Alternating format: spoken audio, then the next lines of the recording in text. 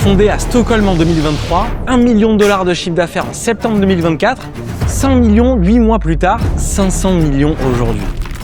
La plus rapide croissance de l'histoire du logiciel, plus rapide qu'OpenAI, plus rapide que Cursor, plus rapide que n'importe quelle entreprise avant elle. Deux fondateurs, 36 et 26 ans, devenus milliardaires en 2 ans. Avec un principe simple, n'importe qui peut coder sans savoir coder. Elle s'appelle Lovable et voici son histoire.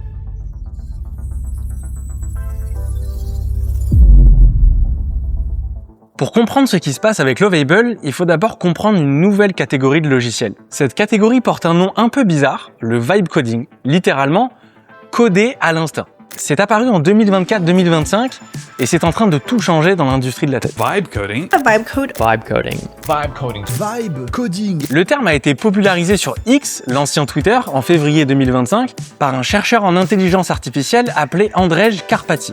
Un des fondateurs d'OpenAI, ancien directeur de l'IA chez Tesla, Karpathy explique dans un tweet devenu viral qu'une nouvelle façon de programmer est en train d'émerger. Vous décrivez à l'intelligence artificielle en français ou en anglais ce que vous souhaitez construire, une application pour vos courses, un site pour votre association, un outil interne pour votre boîte. Vous décrivez le résultat que vous voulez dans vos propres mots et l'IA construit le logiciel à votre place. Pas d'apprentissage du code, pas de syntaxe à mémoriser, pas de langage informatique à choisir, juste du texte en langage humain transformé en une application qui fonctionne. Cette catégorie a explosé en 2024-2025. Cursor, un outil qui aide les développeurs à coder plus rapidement, a atteint 4 milliards de dollars de chiffre d'affaires annualisé et vient d'être acheté par SpaceX pour 60 milliards de dollars en juin 2026, on y reviendra. Replit, GitHub, Copilot ou encore Microsoft, toutes ces entreprises se disputent une nouvelle catégorie estimée aujourd'hui à des dizaines de milliards de dollars. Et dans cette course, il y a une distinction fondamentale. D'un côté, les outils qui aident les développeurs professionnels à coder plus vite. Cursor, Copilot, Cognition. Vous devez déjà savoir coder pour les utiliser. L'IA accélère votre travail, mais ce n'est pas elle qui fait le travail à votre place. De l'autre, les outils destinés à des gens qui ne savent pas du tout coder. Les responsables marketing, les entrepreneurs, les indépendants, les artisans, les enseignants. Les personnes qui ont besoin d'une application ou d'un site, mais qui n'ont ni les compétences, ni le temps, ni le budget pour embaucher un développeur. C'est sur ce deuxième segment que Lovable joue. Et c'est là qu'ils sont aujourd'hui en tête au niveau mondial. Since most people didn't understand what I was talking about, I wanted to prove a point. And that's how I went on to create this open source project that is you type into your terminal, create me a snake game, and then it creates all the code, and then it starts the game. Right. Le fondateur de Lovable, celui qui a démarré toute cette histoire, s'appelle Anton Osika. C'est un ingénieur suédois d'une trentaine d'années. Rien dans son parcours n'annonçait qu'il allait devenir milliardaire 2 ans plus tard. Il a fait ses études d'ingénieur en Suède, puis a travaillé dans plusieurs startups tech scandinaves, notamment chez Sana Labs, une entreprise d'apprentissage assisté par IA à Stockholm. Mais rien d'exceptionnel côté CV. Un profil de bon technicien européen, quoi. Puis courant 2023, Osika commence à jouer avec les grands modèles d'intelligence artificielle qui viennent de sortir. ChatGPT, GPT-4. Il se pose une question simple. Est-ce qu'une IA pourrait, à partir d'une phrase en langage humain, générer du code informatique qui fonctionne vraiment? Alors sur son temps libre, le soir et le week-end, il construit un outil pour tester l'idée. Il met son projet en ligne sur GitHub, c'est une plateforme mondiale où les développeurs partagent leurs projets open source, et ce qui se passe ensuite, il ne l'avait absolument pas prévu. What I created then was a tool, put that out in a tweet, it was called GPT Engineer, and that became super popular. Like it became the 50,000 GitHub stars, so the developers really liked it. En quelques jours, son projet arrive en tête du classement mondial des projets les plus populaires sur GitHub. Des dizaines de milliers de développeurs le téléchargent.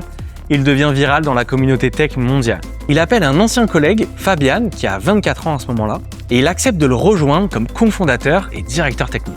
En octobre 2023, ils lèvent leur premier tour de financement. 8 millions de dollars menés par un fonds européen, je vous mets son nom juste ici, je voudrais pas l'écorcher. Un an plus tard, en novembre 2024, ils lancent publiquement leur produit.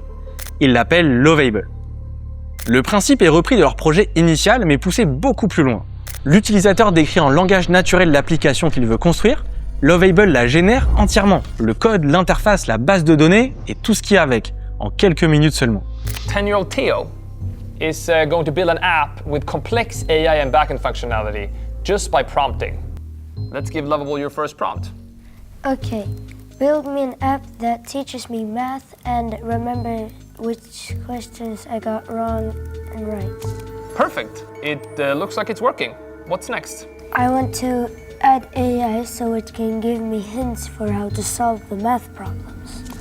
Amazing. Personne, à ce stade, n'imagine encore ce qui va se passer dans les mois suivants. Entre novembre 2024 et aujourd'hui, c'est probablement la plus impressionnante de l'histoire récente du logiciel. Septembre 2024, Lovable dépasse pour la première fois $1 million de chiffre d'affaires annualisé.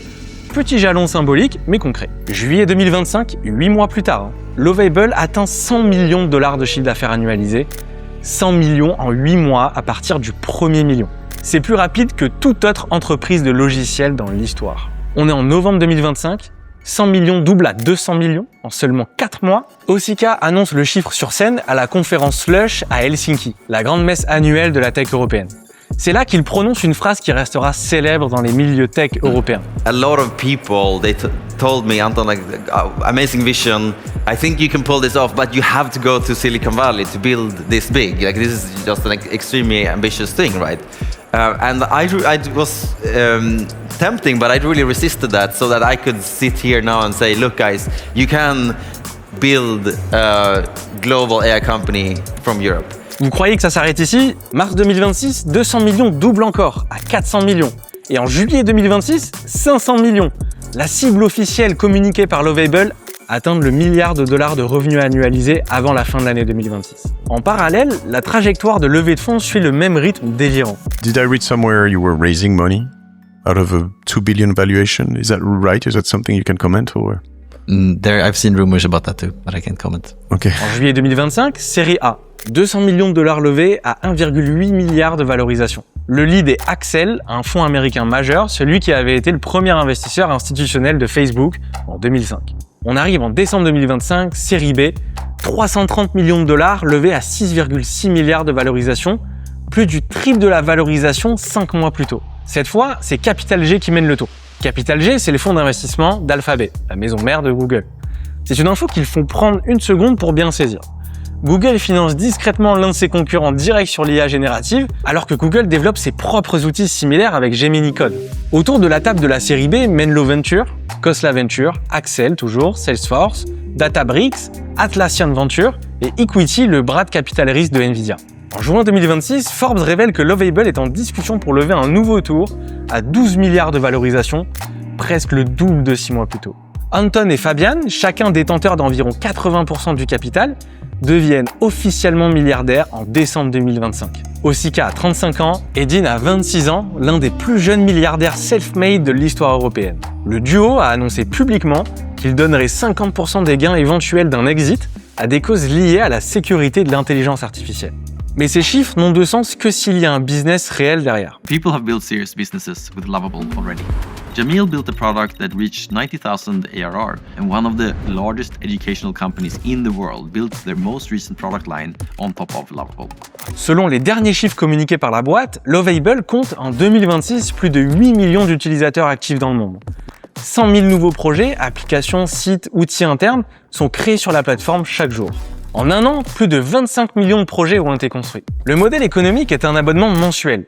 Les particuliers payent pour une trentaine de dollars par mois pour un accès basique. Les équipes et les entreprises payent des paliers plus élevés selon l'usage. Jusque-là, c'est logique, la croissance vient massivement de ces abonnements récurrents. Parmi les clients, on trouve des noms qui comptent. Klarna, l'entreprise suédoise de paiement, celle dont le fondateur est aussi investisseur personnel, Uber, Zendesk, l'entreprise américaine de services clients, plusieurs grandes entreprises françaises qui utilisent Lovable en interne, sans toujours communiquer publiquement dessus.